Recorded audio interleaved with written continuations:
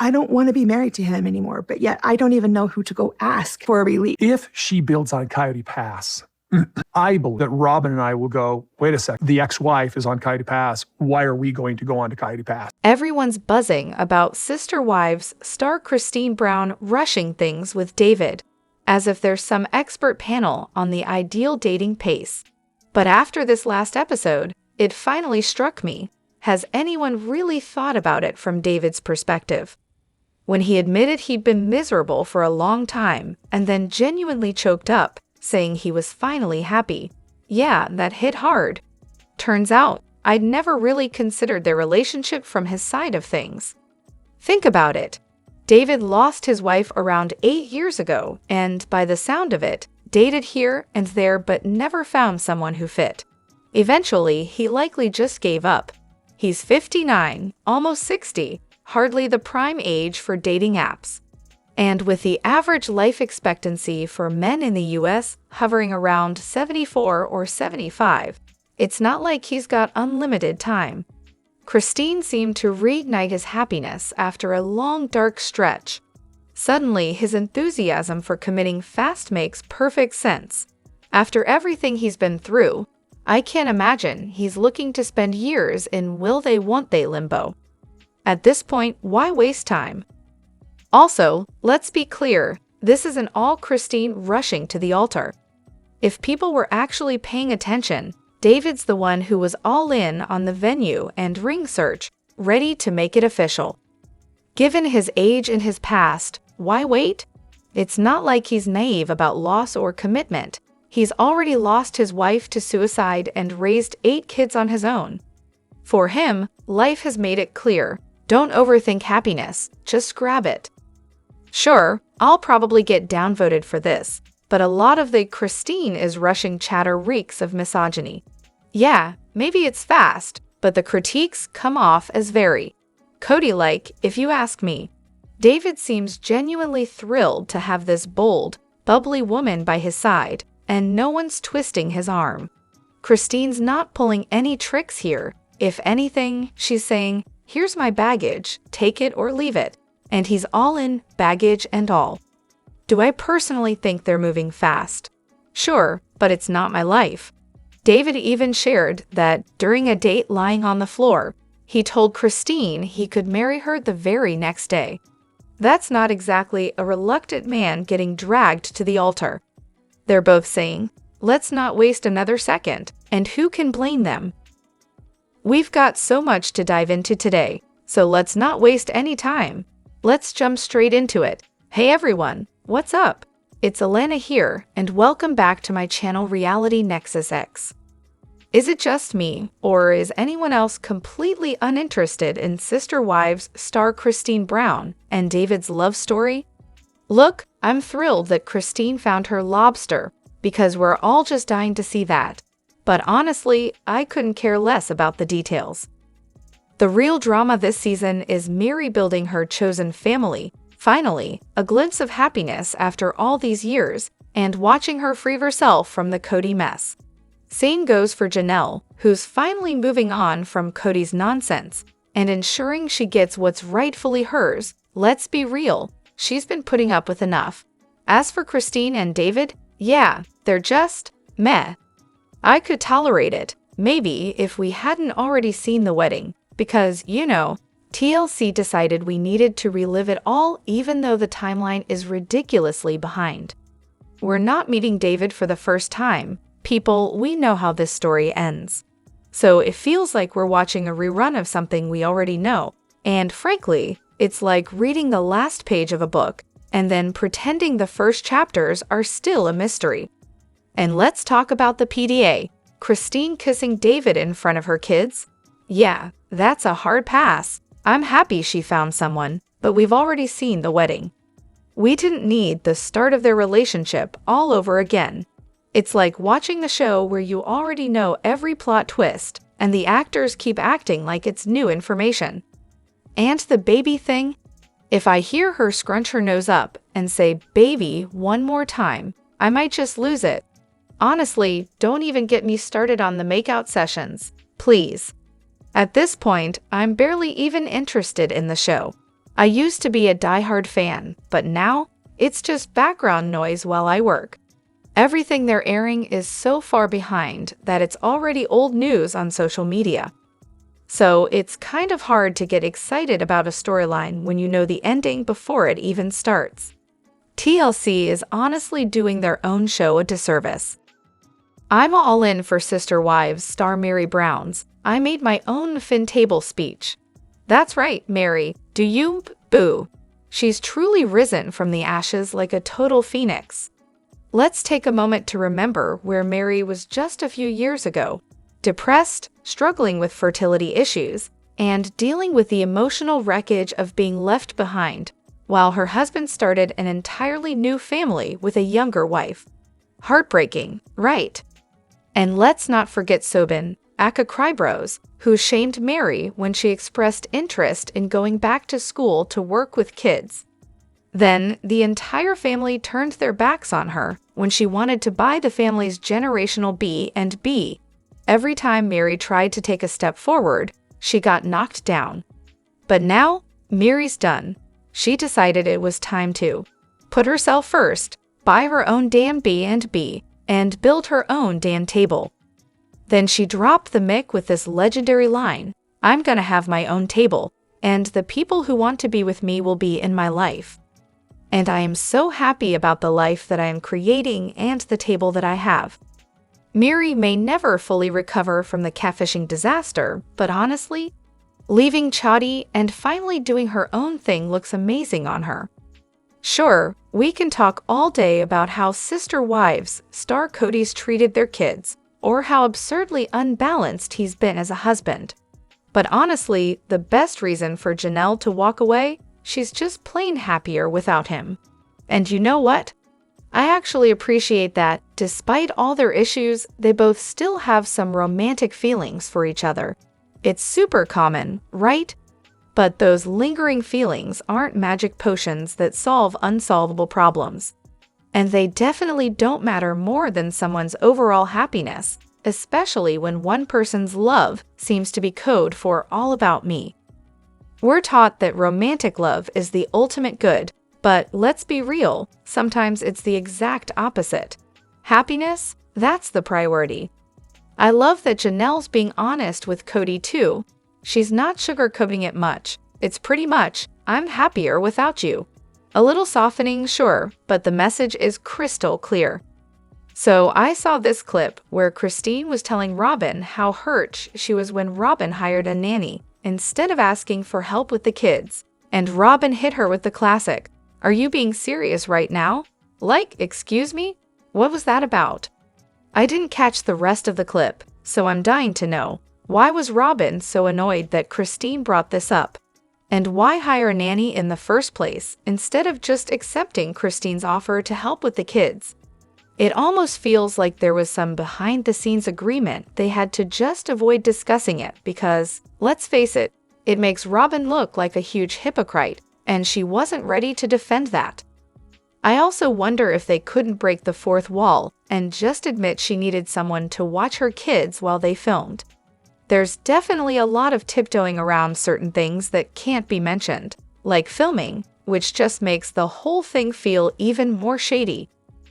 Robyn's a total hypocrite when it comes to wanting her kids to bond with the others, but I'm with you. It's clear there are things they're not willing to talk about because of these behind-the-scenes filming rules. Now, I can almost guarantee that Kody really paid Christine back for that one. I bet Robyn had a nice little chat with him later that night, and Christine probably got hit with the silent treatment. You know, just to keep her in line. Robyn's always been good at keeping the OG3 in check like that. And honestly, Christine didn't say much about Robyn after that, did she? I bet Robyn was furious because she was put on the spot. Heaven forbid the princess gets called out. I'm sure she had a good old vent session with Kody afterward, complaining about how it made her look bad.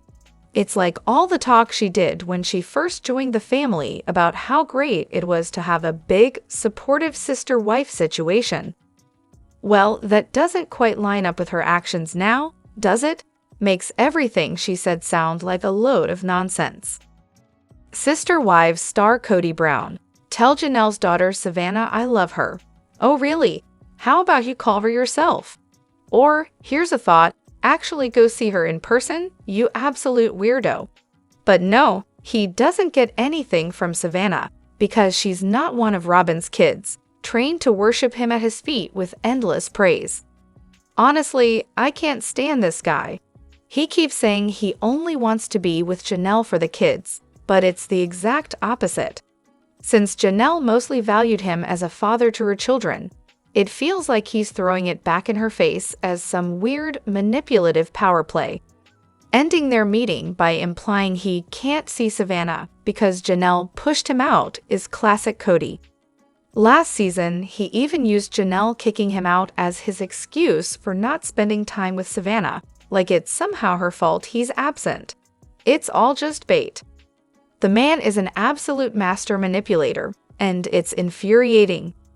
If I had to guess, I'd say Sister Wives star Kody Brown's probably most upset about Janelle leaving. Losing her was like the final straw that actually hit him where it hurt. Christine's departure definitely shook him because it was the first time he realized one of his wives could actually leave. But honestly, that felt more like a blow to his ego than anything else. He's still talking about Christine to anyone who'll listen, probably because he can't stand that she beat him at his own game. With Janelle, though, it feels different. He may not have had the romantic connection he thinks he has with Robyn, but there's no denying they were close friends. Janelle was always steady, loyal, and let's be real, put up with him longer than anyone else might have. So while Christine leaving cracked his confidence, Janelle leaving feels like it cracked his foundation. He may still think of himself as the center of the family, but without Janelle, the glue that held a lot of it together is gone. So in the end, losing Christine bruised his pride, but losing Janelle made him realize the whole empire he built might actually crumble. Robyn, seriously, can you drop the fake tears act already? It's getting so tired and fake that it's honestly insulting to the audience. You're not fooling anyone with that innocent saint routine. There are no actual tears, just a lot of overacting, and at this point, it's just embarrassing. You really think we're buying it? Also, have you noticed her face lately? It's like she's permanently stuck in a frown, as if being sad and miserable is her whole personality now. It's almost like she's playing at being a martyr. It's uncomfortable to watch. In the latest episode, Robyn said, I feel like anytime Kody makes a choice, and they don't like it, I get blamed. Well, guess what, Robyn? Yes, you too get blamed, because your decisions have consequences. You forced Kody to be absent from his other 15 children when they needed him. Hello, Isabel's surgery, the coronavirus mess that got everyone sick because you hired a nanny without thinking about the consequences. Robyn, you are directly to blame for a lot of this dysfunction. And yet, you somehow have Kody pretending that it's not all you behind the scenes pulling the strings. It's pathetic, and honestly, your acting is so bad, it's laughable. Sister Wives star Kody Brown is such an embarrassment. I can't even imagine what it's like being one of his adult children, watching him make a fool of himself on national TV. The viewers get to see all his petty, immature, and downright nasty behavior. And then, on top of that, these kids have to share DNA with him. How do you even face that? They must be cringing every time he opens his mouth. Honestly, I bet they just want to disappear into a hole when he goes full-on Kody on the show. And let's not forget the added horror of having to watch him abandon your moms for Robyn, who's essentially the dowdy sacred cow in his eyes. That whole dynamic just makes everything even worse. Imagine the emotional toll of knowing that this is the guy you have to claim as your father. At this point, I just wish Kody would shut up already. We've heard it all. He's made it abundantly clear that he's a deplorable, selfish jerk. The rest of us are just over it. I think I'm done with Sister Wives too. There's just been so much negativity and toxicity in the world lately, and I've decided to cut out as much of it as I can. Watching Sister Wives was one of the things I chose to walk away from. I haven't even made it through episode 1 yet. Honestly, it just feels like I'm contributing to the overall toxic dynamic by watching it. And on top of that, I'm just adding to Robyn and Kody's pockets by tuning in. Haven't most of us had enough of watching toxic men and their dysfunctional relationships? At this point, I'd rather just see Mary and Janelle. That's what I'd be here for. Everything else just feels like a waste of energy. I'm all for finding whatever helps you feel more at peace. If not watching Sister Wives gives you that inner calm, then great. If not, at least you gave it a shot. And honestly, you can always catch up by coming here. I barely watched last season, but I still checked in on this sub daily. Some of the people here are hilarious, and I love reading their posts, even if I'm not watching the show. First of all, Kate Casey totally outshined Puddle Monkey's puppet, Suki, in that interview. Kate actually asked some great questions, but holy cow, I have never been more disappointed in Janelle. I just can't believe how she handled those questions, especially the ones about Robyn and the Flagstaff mansion. Janelle actually defended Robyn getting the mansion by saying it was what she needed, while she herself was perfectly fine living in the RV. And then she went on to justify Robyn not having a job, saying that Robyn worked for the show and needed the nanny. I mean, come on. It felt like Janelle was bending over backwards to defend everything Robyn did, and it made me cringe. Kate Casey kept emphasizing how, as viewers, we've watched these women struggle and hope they find their freedom and power. And we've been so happy to see Janelle step into her own. But honestly, after hearing this interview, I don't feel like Janelle has found her power at all. It really seems like all of them have been lying and covering up for each other for the show. The money they've made from Sister Wives has completely changed them. Suddenly, they're going out to eat, going on trips, doing things they never did before the show. And Kody? Don't even get me started on his mysterious salesman job. Why can't they just tell us what he actually sells? And why won't Janelle admit that the whole move to Flagstaff was for Dayton? Or that Kody was a terrible father this whole time, not just recently? It's honestly frustrating. Kody throwing fits over a pig roast, his kids not getting the medical care they needed, the coronavirus nonsense, whining about getting a laptop for his birthday, pretending he listens to Pachelbel's Canon in D while lifting weights. It's all ridiculous. They've been living in this false reality, pretending that their faith and family life are somehow bringing them peace, when really it's all just smoke and mirrors. It's disappointing, but I'm honestly getting bored with the lies. Watching that interview just confirmed what I've been feeling. They've all lied and covered for each other, fabricating so much for the sake of the show. I will say though, I'm kind of glad Janelle did the interview on her own, and not with Christine interrupting her every 5 seconds. But after listening to it, so boring, Janelle avoided every single question, and half of her answers were, I don't know. At least Christine gives us some actual tea, even if it's a little messy. I'd also think Janelle lets Christine take the lead because she doesn't like the attention. I wouldn't be surprised if Kody made her some kind of deal, play nice online, and he'll buy her out of her property, or some other kind of bribe. Who knows? People keep asking Janelle to write a book, but honestly, it would probably just be 10 chapters about how wonderful polygamy is, how great Kody was as a father, and how there's absolutely no trauma or issues with their upbringing. I think Janelle is just defending Robyn because they're the only two who didn't work outside the show for years after it blew up. Plus, it would be hypocritical of her to complain about other family members helping with her kids when she relied on them too. It's honestly just all starting to feel so contrived and tiring. I really wonder what Kody thinks about the fact that David has visited Maddie in North Carolina more than he has. Last year, Christine even posted pictures of them all eating out at a restaurant together. It must sting for Maddie, especially when she broke down crying at Christine's wedding talking about David. Seeing him be so present in her kids' lives must have hit hard, especially knowing that her own father, Kody, hasn't bothered to make any effort to be a part of her life or to build a relationship with his grandchildren. It's honestly embarrassing to watch Kody slowly unravel on screen. Every week, he just looks like less of a man. You'd think that after the loss of his child, he would have been more motivated to reconcile with his other kids, to make some kind of effort to fix those relationships. But instead, he just seems more distant and detached. It's heartbreaking to see how little he seems to care about being a father, especially after such a profound loss. I'm sorry, but it's frustrating how quickly some people who were once cheering for Christine are now so quick to judge her.